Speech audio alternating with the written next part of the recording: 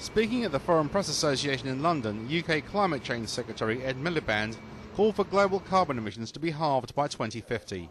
He shed light on the recent international climate change meeting in Poznan and said all the science pointed towards a need for urgent action, and that despite the economic crisis there was a greater need to act now.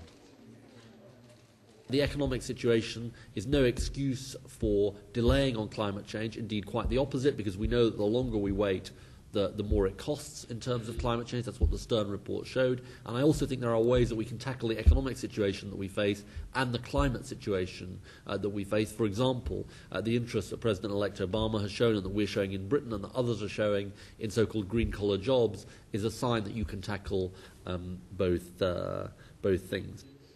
In the light of this, the UK has changed its target from 60 to 80% reduction by 2050. They are, first of all, tough developed country targets. Secondly, a commitment from developing countries to move away from business as usual in terms of emissions. And thirdly, a flow of finance from developed to developing countries. And I think you need all of those three things for a deal. Now, I actually happen to think that the prospects on all three of these are greater than they were a couple of months ago, or at least there is starting to be the signs of momentum that we need on these three things.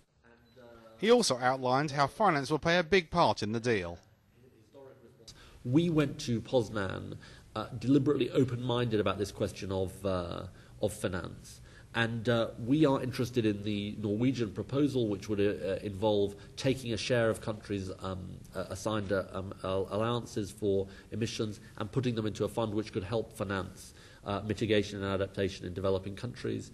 We're also interested in the Mexican proposal, which expands the number of countries that might be involved in that. That shows a willingness on the part of the UK to talk about these issues of finance and find a way forward. And I think all of us accept, I think this is really very important, that finance must be, and technology, must be part of an eventual agreement at Copenhagen. There was optimism about developing countries such as Brazil, as well as South Africa and China, which show positive signs of momentum towards an agreement next year. But success is not only down to governments. I don't think it's about governments alone. I think it is about business and the role they play. British business has played an incredibly progressive role in arguing that climate change should not be relegated as an issue, should remain an important issue. I think it's about the role of citizens in saying this is something we care about, this is something where the government needs to make a deal. I think it's about the role of faith groups. I think there's a huge number of people that need to be mobilised as part of a global campaign to make this happen, because governments, Martinez and I and other people of goodwill, can make change happen. It requires leadership, but it also requires people themselves to show they care about this. So I suppose partly because of the audience that we're talking to, I think part of what is important in this process is having more of a global movement around these questions, because that is what I think will be the final piece of the jigsaw to secure agreement in Copenhagen at the end of next year.